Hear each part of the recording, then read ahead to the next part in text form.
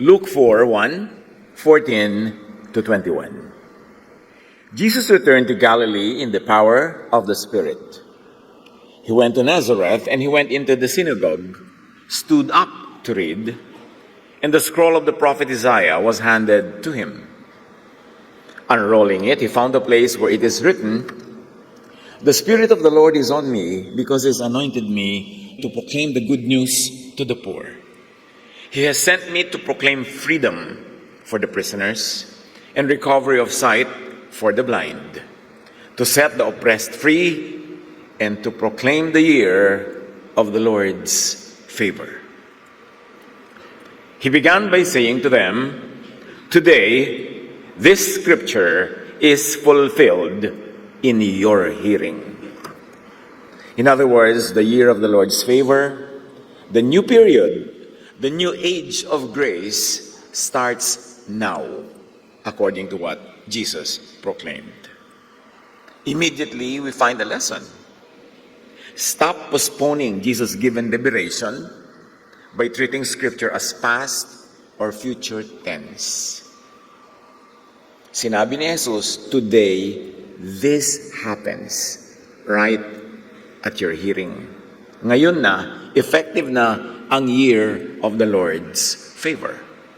Hindi ito nakaraan, hindi ito hinaharap, it's an ever-present reality. The new age of grace. Salamat po, Panginoon, dahil sa declaration na ito ng iyong anak na si Jesus, na noon pa man ay nagsimula na upon His declaration, the year of your favor. Turuan niyo po kami unawain ng malalim na kahulugan ito at tanggalin namin ang mga pambulag sa aming mata para isipin ito ay past or future and not present. Teach us to benefit from the work of your Son, Jesus, and from the high mission and calling you have given Him to set us all free. In the name of Jesus, we pray and thank you, Father. Jesus reads Isaiah 61, but deliberately stops before a major word, which was in the original Isaiah verses, and that's the word, the year of the Lord's vengeance, or the word vengeance. Isaiah 61:2, "The Spirit of the Sovereign Lord is on me," Jesus quotes, "because the Lord has anointed me to proclaim the year of the Lord's favor." Then Jesus cancels the next line, which talks about vengeance. This textual skip is decisive. Hindi ito slip. Hindi ito nalimutan o nakaligtaan. This is a major statement from Jesus. What Jesus announces is not judgment postponed, but mercy activated for always. Favor now, present, active. Sa ulado ng kanyang mga listeners, yung verses na yon, kaya sigurado hindi na kaligtaan nilang pansinin na walang inungkat si Jesus about vengeance, but only about favor. The year of the Lord's favor. Then Jesus says, "Today, this scripture has been fulfilled in your hearing." Now na. In other words, inaugurated by Jesus, the year of the Lord's favor is now. Condition of reality met by release instead of punishment. Kaya tinanong ni Jesus. Dumaan sa Jesus filter yung mga words na ito na kanyang binikas. A condition of reality marked by restoration instead of exclusion and mercy instead of harshness. Kumambyo ang buong understanding of the will of the Father in heaven for people on earth in general, and at the time particularly for the Israelites who were under their traditions. Revolutionary ang reading na ito. Pag binabasa natin ngayon at paulit-ulit naririnig, parang manhid na tayo sa shocking effect nito. Pero sa original and first hearers, kagulagulantang ang sinabi ni Jesus. Jesus' year of the Lord's favor is a social reset. A reordering of relationships, of debts, dignity, and belonging. Jubilee, not as a periodic relief, but as a way of life. Structural, not seasonal mercy. Ano ba yung inuungkat na Jubilee na yun? Kasi every 50 years, may Jubilee year sa tradisyon ng mga Israelites.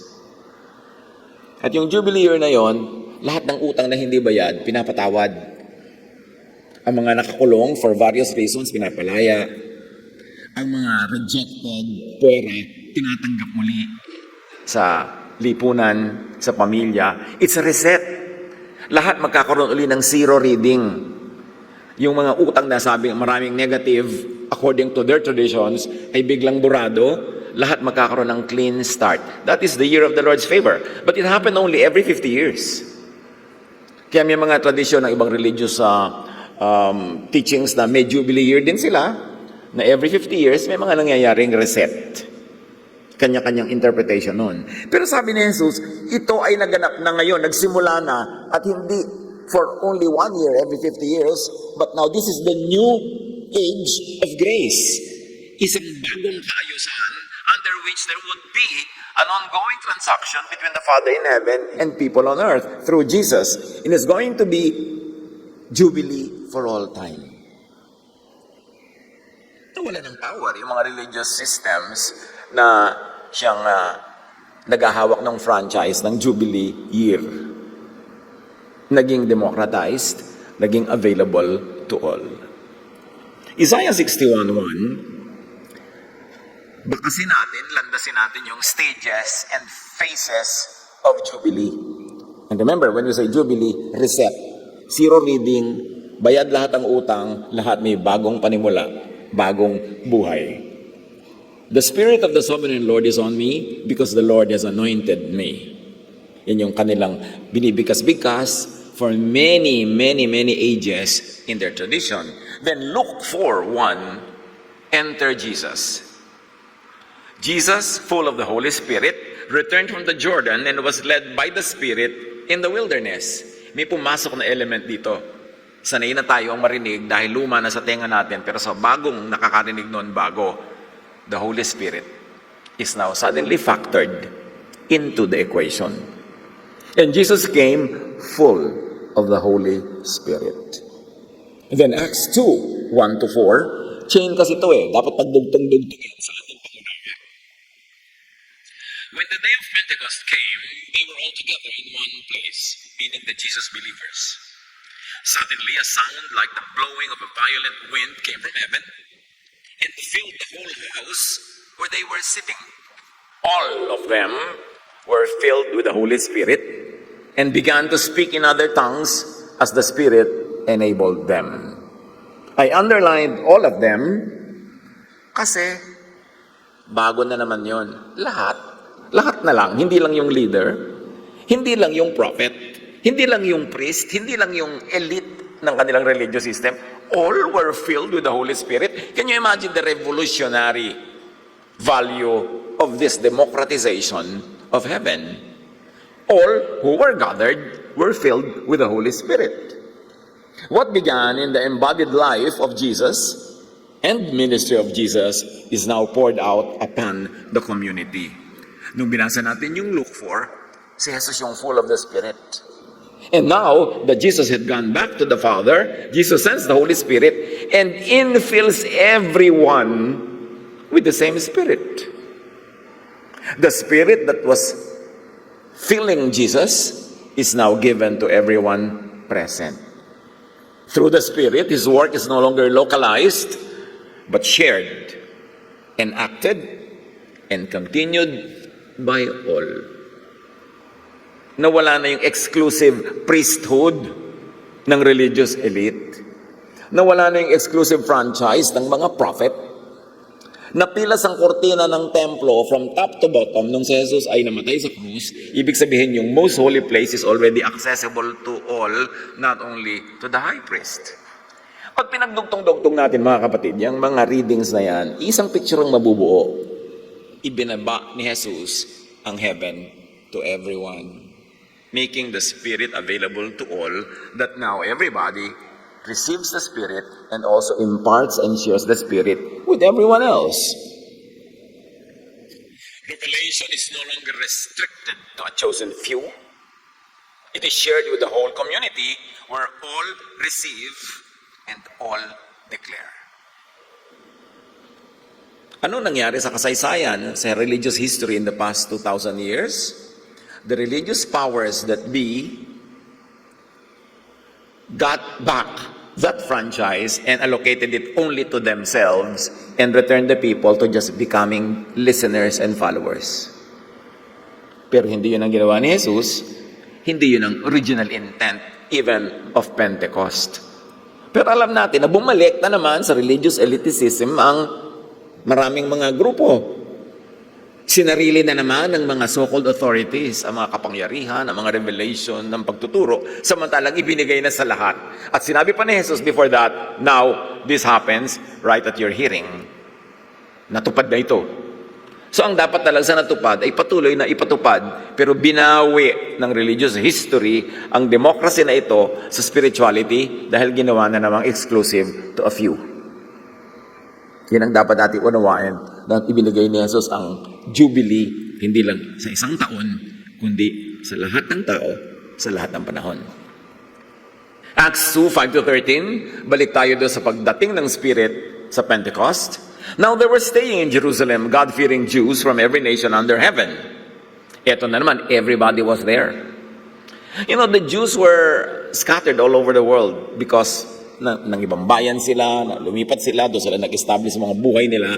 Pero taon-taon, pag may pista sa Jerusalem, nag-uuwian na marami sa kanila. At ito yung setting ng Pentecost. Kaya lahat ng nakagather, mga Jews na nakakalat sa buong mundo, natipon sa Jerusalem, not accidentally, but by design. Because all of them will see this phenomenon of the Spirit being given by God to everyone. When they heard this sound, a crowd came together in bewilderment because each one heard their own language being spoken. Dahil may kanya-kanya na sila mga wika sa mga bansa-bansang tinirhan nila at pinanggalingan para lang dumalo sa piyestang ito, may sarili-sarili na sila mga wikang itinuturing na yun ang language nila.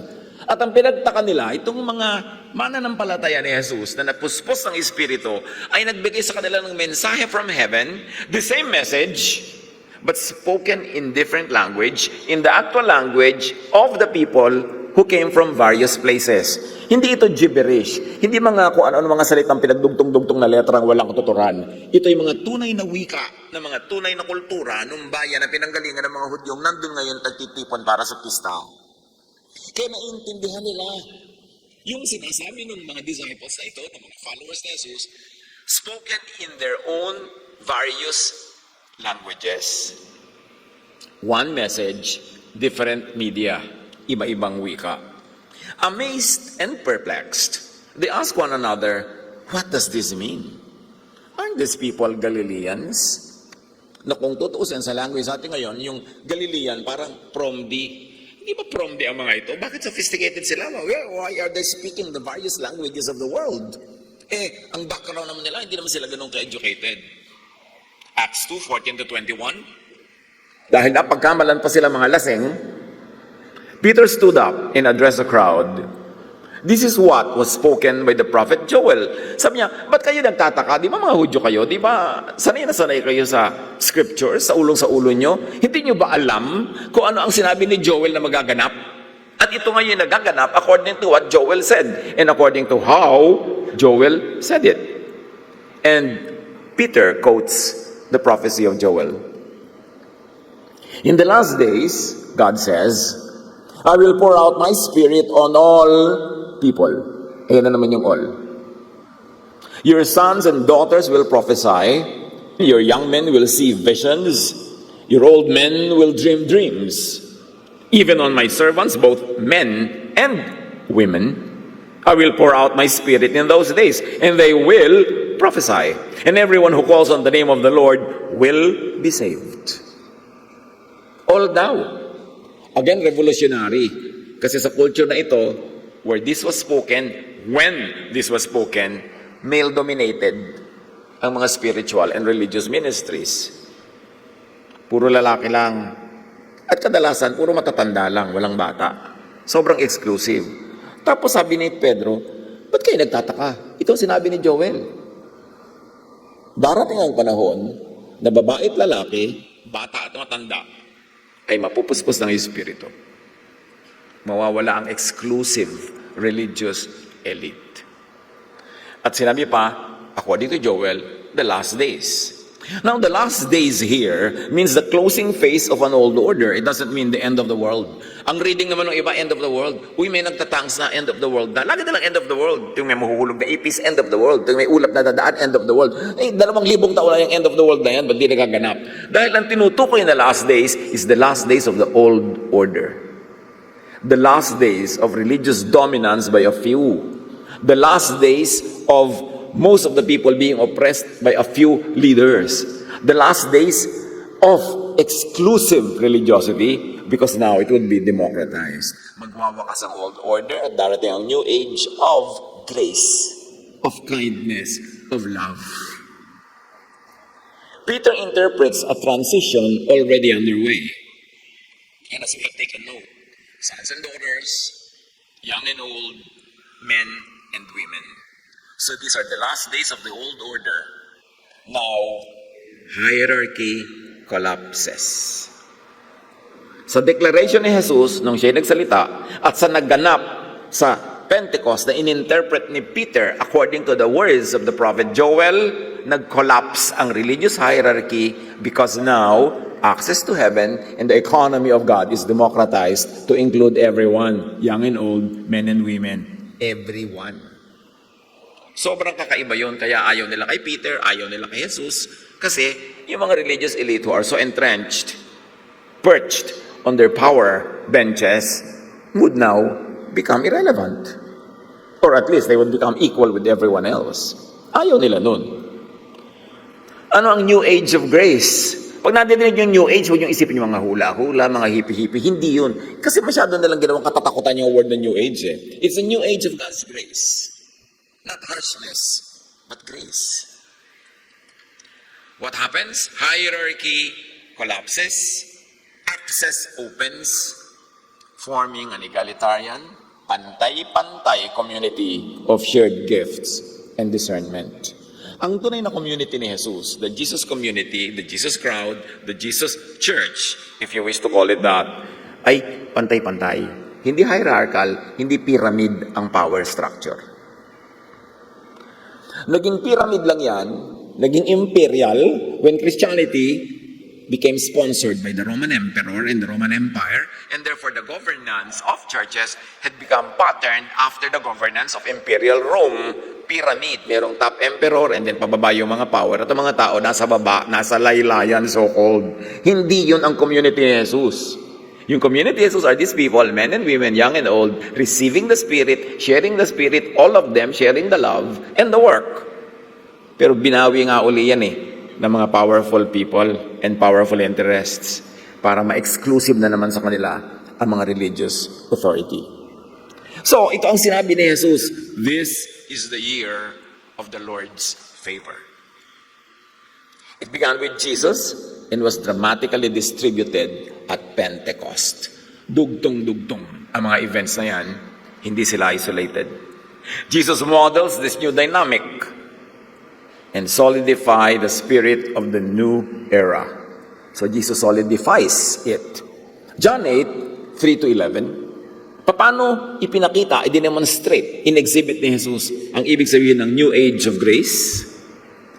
Guro, ang babae ito'y nahuli sa aktong pangangalon niya.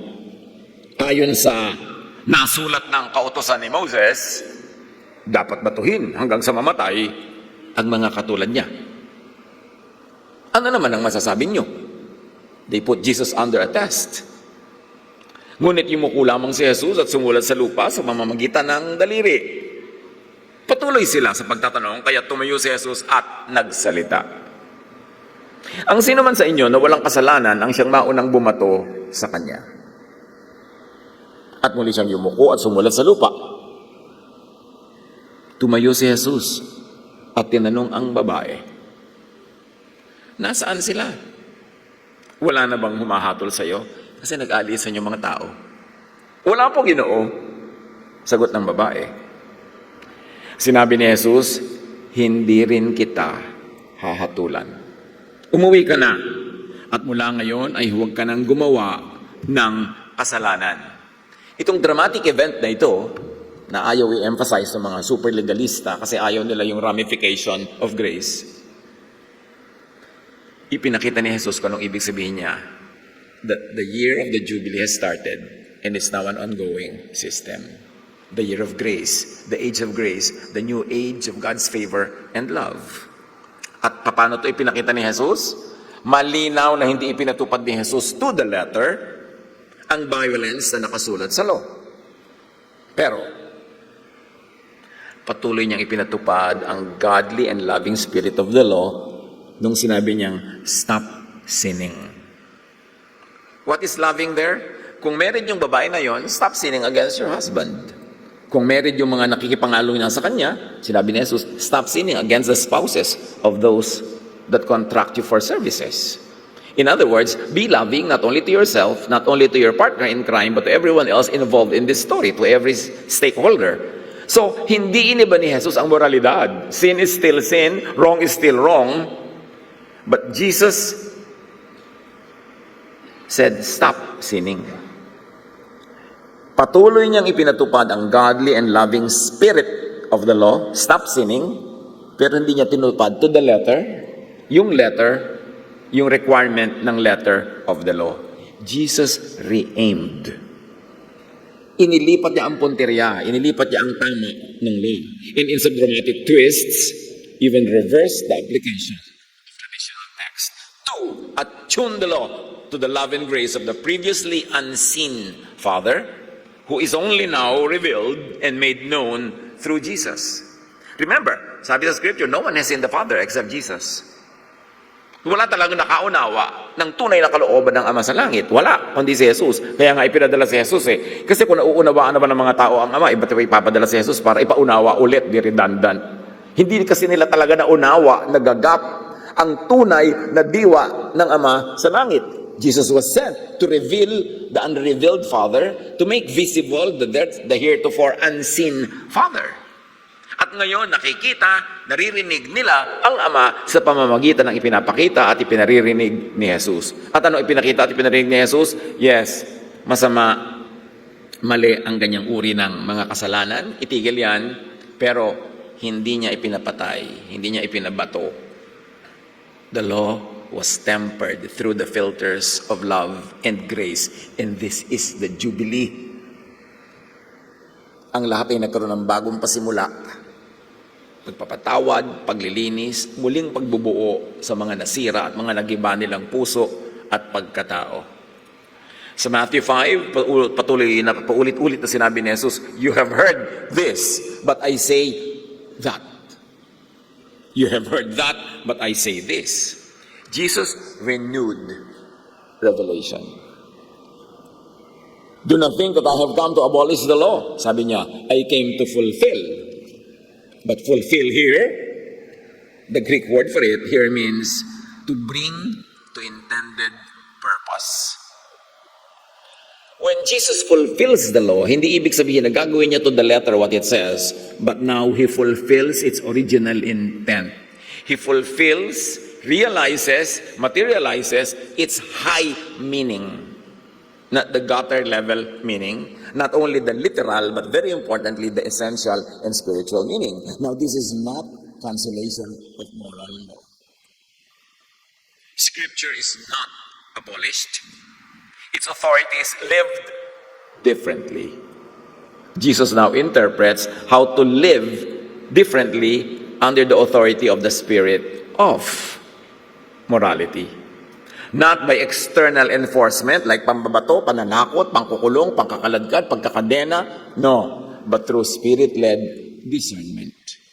That the Spirit given to Jesus, that infilled Him, the Spirit given to everyone at Pentecost, is now given to everyone else so that internally they could process the meaning of morality and the meaning of God's transaction with humanity so that all of that could be interpreted and applied in loving ways, in gracious ways, not in harsh and murderous and cruel ways. Yun ang Jubilee. Yun ang freedom. Yun ang kindness. Yun ang age of love and grace. Sadly, hindi yun nagpatuloy na buong buo after Jesus went back to the Father kasi ibinalik ng mga religious powers yung powers unto them and they went back to the old ways that Jesus came to change. Jesus completed and retuned Scripture to love. He replaced ritual with mercy, rule with rest.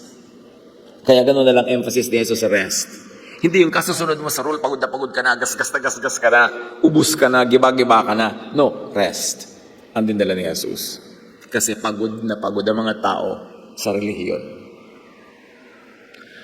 Allow Jesus to complete and re-aim inherited belief structures. Ano mga belief structures, ano mga beliefs ang na-inherit natin from anybody, from previous generation, from generations back? Allow Jesus to re-aim all of those inherited beliefs. Just like how He re-aimed yung sinabing, this woman must be stoned to death. Hindi niya sinabing, okay siya, okay magkasala, okay na maging adulteress. Pero ang ginawa ni Jesus, hindi okay na batuhin mo siya. Hindi okay na patayin mo siya. Kasi ikaw man, pag in-apply mo yung law na yan sa'yo, babatuhin mo rin ang sarili mo. Gusto mo ba yun? Kaya nga nag-aalisan yung mga tao kasi na-realize naman nila na makasalanan din sila at ayaw naman nilang mabato sila hanggang mamatay. So ba't sila mambabato ng kapwa makasalanan? This is the Jesus touch. Hindi iniba ang sense of right and wrong. Pero iniba niya ang paraan na pag-handle natin sa ating kapwa-taong ating hinuhusgahan to be wrong, to be kulang. Jesus-size, invento lang natin yung word. Precise interpretation and application of Scripture. Kaya nga dumating si Jesus. Salain sa Kanya ang lahat ng interpretation and application. Padaanin sa Kanya, i-resize sa size na ibigay ni Jesus ang interpretation and application of all Scripture. Kasi siya yung living Word. So dapat nasalain kay Jesus yung written Word kasi siya ang living Word, putting life in practical application into the ideas that are written. In other words, embody Jesus-ness. Gawin siyang totoong gumagalaw, buhay na katawan. Hindi lang isang ideya na lumulutang sa hangin.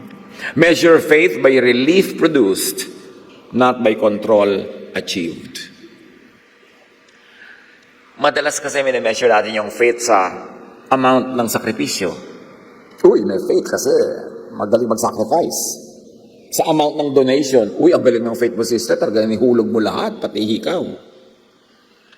Sa amount ng pagpipigil sa sarili, kahit na hindi naman dapat, ang pumipigil lang pala, tradition, hindi naman ng Diyos.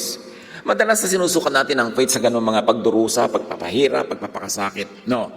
But by Jesus' standard, measure faith by relief produced, by rest, by peace and relaxation that your ministration brings to people reached by your ministry. Okay, missionary ka, teacher ka, leader ka, yung mga naaabot mo, natuturuan mo, paano mo measurein yung success ng spiritual work mo? Hindi sa kung paano mo sila ngayon nakokontrol, hindi sa kung paano mo sila ngayon napapasukan ng donation, hindi kung paano mo sila ngayon naigagapos, kundi kung gaano karaming pahinga at kapayapaan ng loob ang nadulot mo sa kanila sa ministry mo. Gaano karaming rest and love of God through Jesus ang nadala mo. Hindi yung harshness of the Pharisees pa ang dinala mo. Hindi mabuti pa sana hindi ka na lang nag-mission. Mabuti pa sana hindi ka na lang nagpagod with your religious work kung ang dala-dala mo lang ay Pharisees. Kaya ang tagumpay ng isang Jesus-based work is how much rest, how much relief, how much forgiveness, how much comfort and restoration do you bring to people? Jesus listens inwardly to the Most High and acts beyond literal law. Kasi yung literal law, pag sinunod mo, babatuhin mo hanggang mamatay. Pero yun ba ang in-implement ni Jesus? No. Ang in-implement niya yung essence, spirit of the law, the intention of the law, which is to promote love among everyone, to promote order in society, to promote fairness. Kaya sabi niya, sin no more. Huwag ka nang mangagaw ng asawa ng may asawa. Huwag ka nang magtaksil kung meron ka mang asawa o huwag mo silang hayaan magtaksil sa mga asawa nila. Hindi yan sikunonsente ni Jesus. Sabi niya, sin no more. But hindi kita babatuhin. Rebuild your life on the premise that now you sin no more. Yan ang ministry ng mga tunay na nananalig kay Jesus. Hindi manghusga ng kapwa, manakit ng mga taong Iba ang pananaw kaysa sa'yo. Kundi bigyan mo sila ng pagkakataong mag-reset, bigyan mo sila ng jubilee, ng pahinga, ng lugar para masuri ang sarili, maiayos at maiayon ayon sa kalooban ng Ama sa langit. Jesus listens inwardly to the Most High and acts beyond literal law, forgiving, healing even on a Sabbath, which the literal law prohibits, but which the Spirit of the law actually wants that you are able to rest. Pero hindi yung pagre-rest mo mismo ang pumagod na sa'yo dahil naging amo mo na yung concept of resting. Jesus was refining, redefining purity and justice. His authority flows from direct communion with the Father. So what do we do with that? Develop your own personal correspondence with the Most High. Kaya nga ibinigay yung Spirit sa lahat. Huwag kang tanong ng tanong, Pastor, pwede ko po bang gawin ito? Ano po bang magandang negosyo? Okay lang magtanong kung gusto mo ng additional information o kaya affirmation. Pero ibinigay din sa iyo ang Spirit na ibinigay din sa pastor, kay leader, kay teacher. Huwag na lagi umasa. Ano po ba kahulugan ito? Ba't di ka mag-isip? Bakit di ka magbulay-bulay? Yan ang nangyayari. Marami mga tao na aabuso ng mga religious leaders kasi iniaasa sa religious leaders ang lahat ng desisyon, lahat ng pasya, lahat ng pag-iisip. Ibinigay na nga sa lahat. Kaya mo dapat i-develop yan. Ano pong gagawin ko? Bakit? Wala ka mang isip. Mag-isip ka. Yung Bible na binabasa ko, binabasa mo rin. Yung Panginoon ko, Panginoon mo rin. Yung Spirit ko, Spirit mo rin. Ba't kailangan ka laging susunod-sunod sa iba para magtanong? Sinanay kasi tayong ganun. Anino lang ng mga leaders. Pero iminagay na nga sa Pentecost ang Spirit to all. Dibdibin yung mga kapatid ang kahulugan nun. You are also responsible for your own personal growth. And you'll be responsible for decisions you make. Yung iba kasi tanong ng decision sa iba, para ako sa karang sisihan, iba ang masisi. Kailangan tayo marunong manindigan para sa ating mga alam at pinaniniwalaan. And now, when you have to apply Scripture in your life, especially in the lives of people who believe in you and in your leadership and in your teaching ministry, choose mercy-aligned interpretation over harm-producing literalism. Pag naging sobrang literal ka lang, legalistic about the verses that you have memorized, tendency mong pag-apply niyan, harm-producing, judgmental, harsh, cruel, unkind, nagpupwera, naghihiwalay, nanghihiya, kaya doon mo i-apply si Jesus. Hindi niya hiniya yung babae, hindi niya ipinwera, hindi niya giniba, hindi niya ipinapatay. Sinabihan niya, ayusin mo ang buhay mo, tigilan mo yung mali, umuwi ka na. Ibig sabihin, start again. That is the ministry of Jesus. Pero para gibain mo, tapakan, sirain, hiyain, batuhin yung kapwa, ministry yun ng Pharisees, tiyakin mo lang kung kanino ka sumusunod. Access to grace opened at Pentecost. Let's note again that in the case of the woman caught in adultery, the law is quoted correctly by the accusers. Tama yung mga accusers, kinote nila. The law of Moses requires that this woman be stoned to death. Hindi sila wrong. They were actually technically correct. The punishment they wanted is legally justified. That is what the law required. But, and that's a big but, Jesus reasons deeper and writes something else on the ground. These people were appealing to the law carved in stone. Jesus writes on the ground with his own finger on dust. Ibig sabihin, flexible ang isinusulat sa dust. Pwede mong braid, pwede mong ayusin. Hindi batong-bato na kahit na masama na, masakit na ang application, yun pa rin ang i-apply mo. Napaka-interesting yung pagsusulat ni Jesus sa alikabok. Although hindi sinabi sa atin kung anong sinulat, pero nakita natin ang effect ng mga nakibasa sa sinusulat niya. Nag-uwian sila.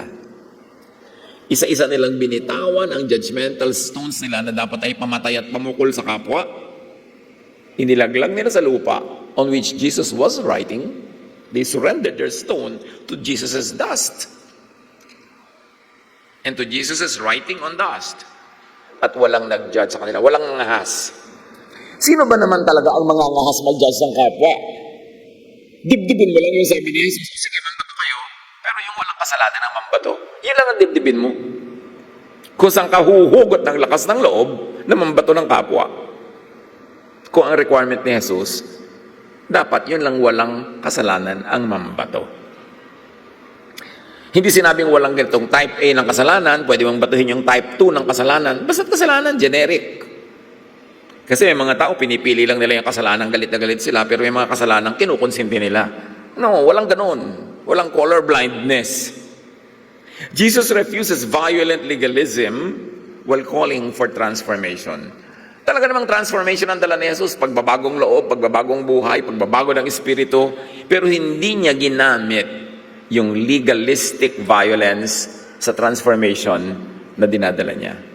Gusto niya yung tao magbago hindi dahil takot sa law, hindi dahil takot mabato, hindi dahil takot mapag-usapan, takot matiwalag, takot na mapagalitan, kundi dahil yung spirit na nasa kalooban niya, ang siya na ngayong nagtuturo sa kanya kung ano ang dapat niyang gawin. So gumagawa siya ng tama, itinatama niya ang kanyang buhay, hindi dahil sa takot sa iba, kundi dahil yun na ngayon ang nabumubukang sa kanyang puso.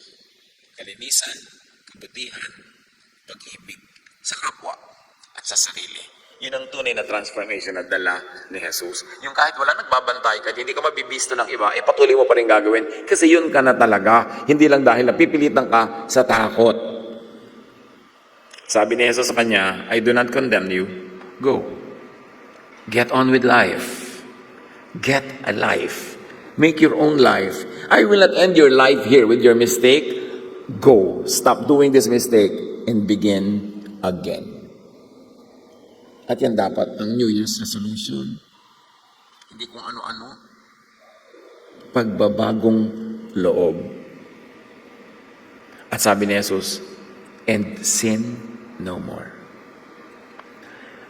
Very firmly, very clearly, Jesus called sin, sin. Without sounding judgmental and harsh and cruel. Hindi niya kinompromise what is right. Pero Jesus softened the landing to save the feelings, the dignity, the personhood of the sinner. Sin is still sin, but the sinner is not stoned and is instead sent home, sent to restoration. Yan dapat ang ministry natin. Dahil lahat tayo ngayon ay may access to the Spirit. Ipinangako yan sa lahat, hindi lang sa few. Matthew 5:17, I did not come to abolish the law, but to fulfill. Now, ang dapat na maintindihan kahulugan nun is fulfillment. How did Jesus fulfill it? Jesus fulfilled the intention of the law, but not the letter that is harsh when applied to other people at other times, other places, and other contexts. In other words, na Jesus filter ang letter of the law. Na fulfill ang spirit of the law. Law becomes and ends in love. Not in harshness, not in cruelty, not in divisions, not in murder, but in love. Na Jesus plan ang dating religious structure. Siyempre, dapat naman may epekto si Jesus. Dahil ba't pa siya dumating kung pareho lang ang lahat at mananatiling tulad lang ng dati? Meron talagang iniba. Hindi yung sense of morality, but the way we interpret and apply laws, especially governing our pakikipagkapwa with fellow sinners. Now, back to Pentecost.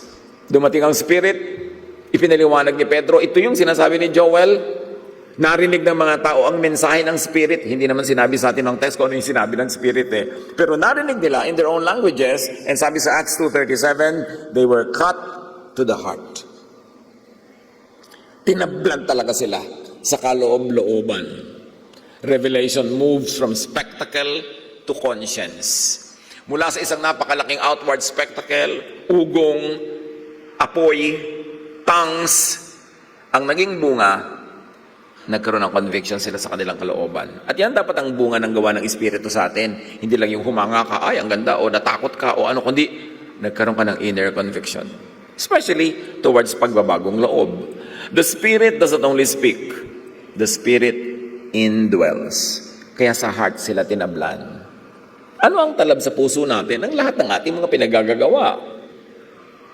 John 14:26, Sabi ni Jesus, but the Advocate, the Holy Spirit, whom the Father will send in my name, will teach you all things and will remind you of everything I have said to you. Anong ibig sabihin nun? Ang alam nyo ngayon ay hindi pa complete, hindi pa permanent, hindi pa perfect.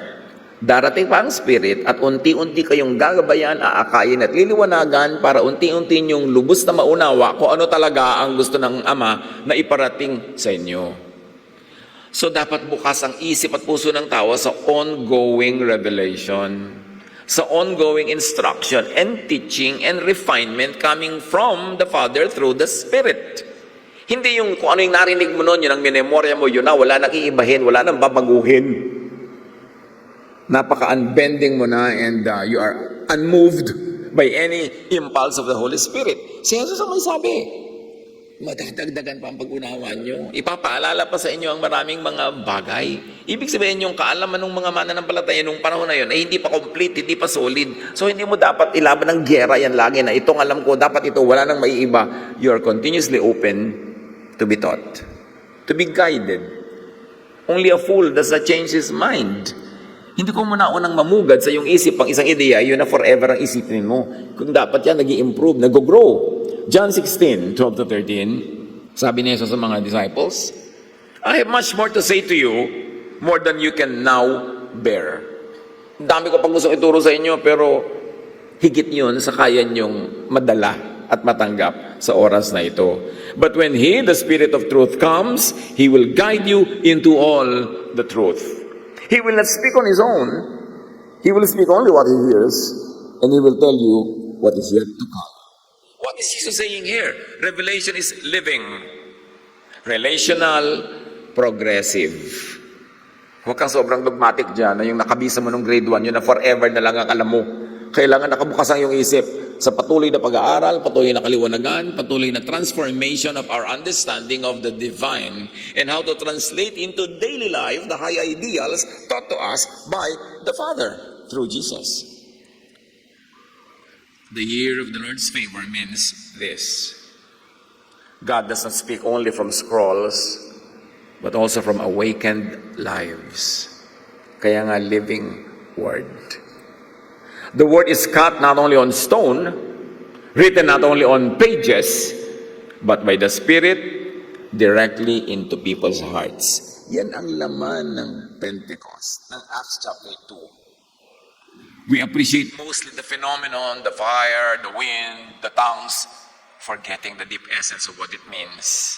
That now the Father, through the Spirit, speaks to the heart directly. Kaya huwag natin i-neglect yung ganong understanding. Noong pa man, sinabi na, I will put my law within them, and I will write it on their hearts, and I will be their God, and they shall be my people. Can you imagine, as early as Jeremiah, sinasabi na, isusulat ko ang aking batas sa puso mismo ng mga tao. So hindi nila laging kailangang malimit ng nakasulat sa papel, sa bato, at sa tradition at kung ano-ano. Kasi diretso ako magpapahayag sa mga tao. This is the age of grace, of God's favor. This is the Jubilee. Nangyayari na ba ito sa sarili-sarili natin mga buhay? O nakaasa lang tayo lagi sa kung ano na yung nakaugalian, nakasanayan at sinasabi ng authorities. 2 Corinthians 3:3, you show that you are a letter from Christ. So here is a contest among documents. Siyempre, sino ang authoritative, alin ang totoo, alin ang tama. Pero sabi ni Pablo sa mga mananampalataya, kayo mismo ang patunay that you are a letter from Christ, not from anybody else. Written not with ink, but with the Spirit of the living God, not on tablets of stone, but on tablets of human hearts. Sa ganito kasing panahon, nag-aagaw-agawan na yung mga tao ng, ano ba talagang authority? Ano dapat natin sundin? Yung nakasulat, yung tradisyon, o yung mga bagong ipinapahayag sa atin ng Espiritu? Sabi ni Paul, kayo mismo ang patunay. Kayo ang sulat mismo ng Diyos. Written not with ink, but with the Spirit of the living Word, not on tablets of stone, but on tablets of the human hearts. Pakalimiin natin ang kahulugan noon. Do not treat revelation as finished or controlled by others. Listen for the Spirit where mercy restores, burdens are lifted, and dignity returns. Isa yan na pruweba na work ng Spirit ang nagaganap. The call is not to chase novelty. Huwag mag-imbento ng un-Jesus theologies. At gusto ko itong bigyan ng diin. Hindi ibig sabihin na ang Spirit will guide us outside of the usual traditional sources, iimbento na tayo ng sari-saring guni-guni. Sari-saring mga doktrina. Paano mo malalaman kung tinatawag natin, uy, led ako ng Spirit. Uy, may inireveal sa akin ng God. Paano mo malalaman? May test dapat. How does it compare with Jesusness? How will it be based on the teachings of Jesus? Alam mo, sister, sinabi sa akin ng Panginoon, ibibigay mo sa akin ang house and lot mo. Parang bakit hindi naman sinabi sa akin yan ni Jesus? Sa'yo lang. Bakit parang lugi ako sa transaction na yan? Ipapalugi ba ako ni Jesus? So, may test. Kasi yung mga sobrang spirit-led ako, guni-guni na ang mga sinasabi nila, lalo kung self-serving, lalo kung nakakabuti para sa kanila, pero hindi naman sa iba. So, suriin nyo rin. Hindi ko mo sinabi natin the age of the Spirit gives revelation directly to people, itatanggapin nyo, kahit ano na lang ang mga kabulastugan na sinasabi ng kapwa natin. Dapat suriin din at ibase sa written teachings of Jesus. Yun ang test. Dapat may protection din tayo sa kanya-kanyang claim ng kung sino-sino na kinausap sila ng Diyos.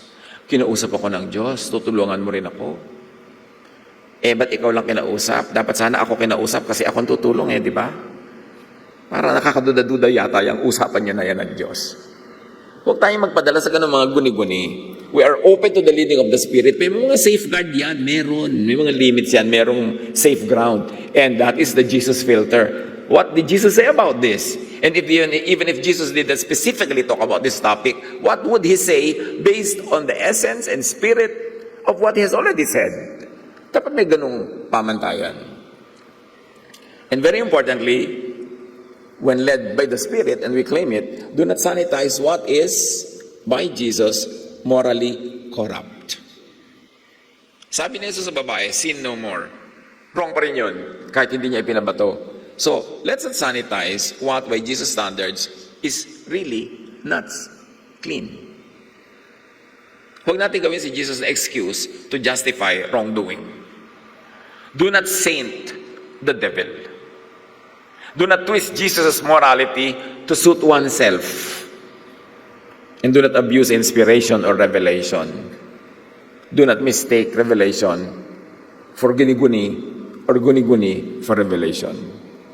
The call is not to chase novelty, exoticness, doctrinal circus, but to participate responsibly in living revelation anchored in Jesus' ethic of love and mercy.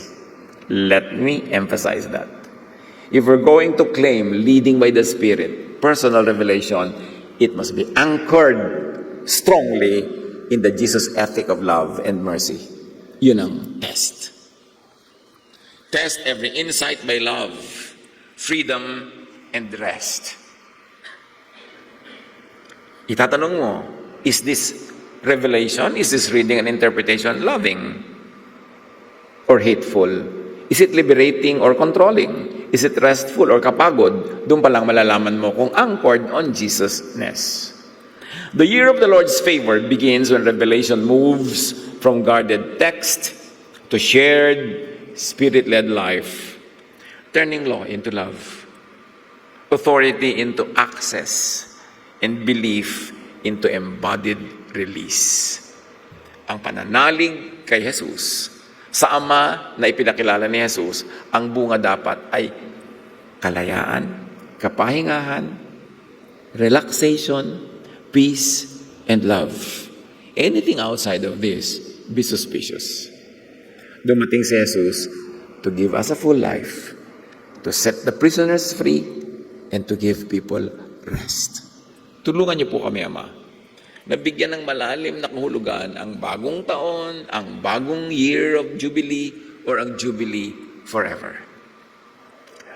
Teach us to appreciate your intention, Father, to bring your love to us through Jesus, to put that under grace, and to enable us to rest, and to evolve into spiritual beings that are in your image. Gamitin namin ang mga kahulubuluhan ang bawat pagkakataon, bawat celebration sa buhay na magmuni-muni, pag-isipan kung ano ang kahulugan sa aming personal, practical daily lives ng inyong mga katuruan through your Son, Jesus. Pansamantala tayong manahimik mga kapatid, pagbulay-bulayan ang kahulugan ng Jubilee, ng freedom, ng reset brought by Jesus to our lives. Be with the Lord. Listen for very spiritual and practical and personal applications from the Spirit who was given at Pentecost and has been freely given to all of us.